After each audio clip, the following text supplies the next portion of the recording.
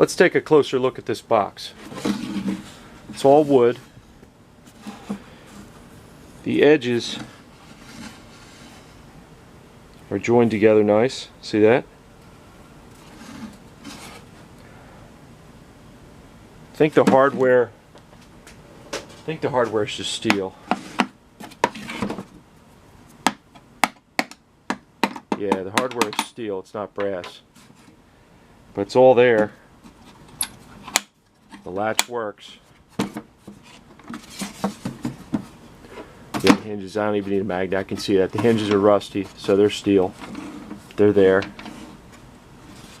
It seems to be made, decently well. It's held up all this time. And it's got what's left of a label. Here's a better photo of the label. And here's a photo of a more complete label I found online. I wasn't able to hone in on a date for my toolbox. I thought it would be fun to try to use the tools that I found in the box to refinish it.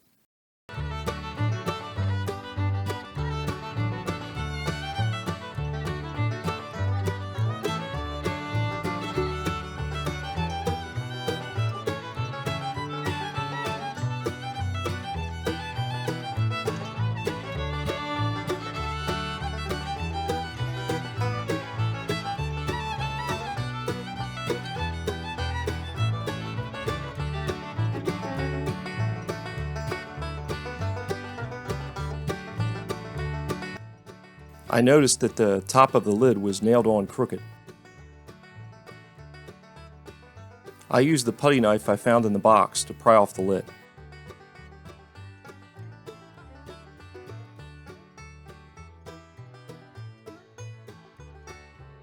And then I used the hammer that was included to drive out the nails.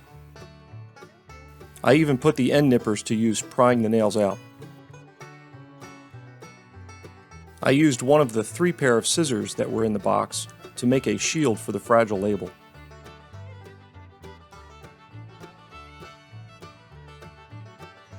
At this point, I relocated to my garage to strip off the gray paint. I put that old putty knife to work again, removing the paint.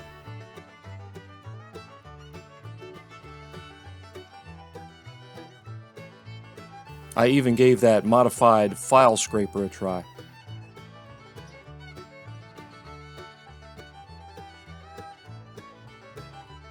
Here's the lid after the first coat of stripper.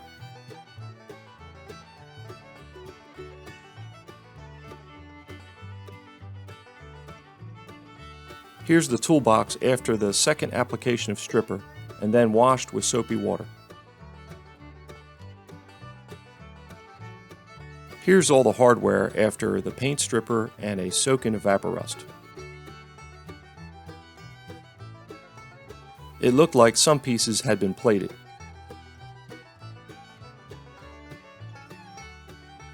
These escutcheons for the handle were solid brass.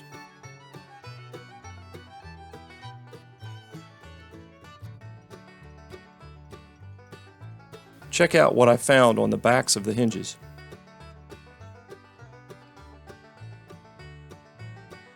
Stanley used this logo from 1920 to 1935. The SW stands for Stanley Works. The heart was a memorial to William Hart, who was president of the company from 1884 to 1915. There's a chance this hammer was part of the original economy tool chest. I was able to put this poor abused punch to use setting the nail heads. After cleaning up the hardware on the wire wheel, I applied Birchwood Casey's Permablue.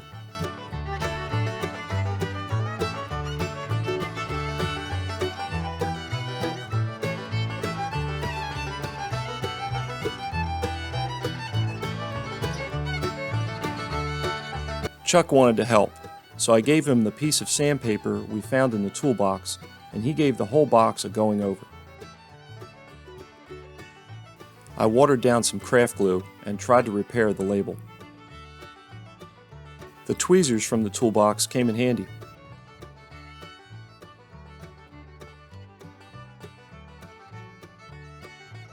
So here's what the old wood toolbox looked like when I brought it home from the yard sale. And here it is now. I decided to go with a Danish oil finish. Rather than try to sand away the dents and dings or try to hide them with a dark finish, I used the Danish oil finish to accentuate them. Based on the maker's mark I found on the hinges, this box is probably over 90 years old. The dents, dings, and scratches in the wood show that the toolbox did its job protecting its contents. I felt like that history should be preserved and displayed.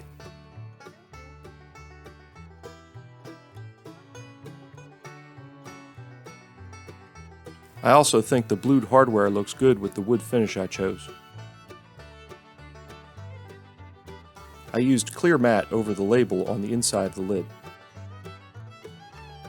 It darkened the paper, but I think it also stabilized it from decaying further. I thought it would be fitting to use the Stanley Sweetheart Bell System screwdriver that was in the box to install the Sweetheart hinges. Here's a photo of the tools that I found in the box that I actually used to refinish it. This was a fun project. I hope you enjoyed the video. Thanks for watching. This North Brothers Yankee No. 5 screwdriver was also in the toolbox. I cleaned it up and repainted the handle.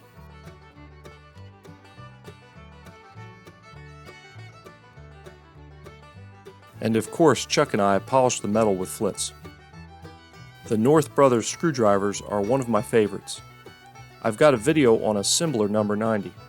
Check it out.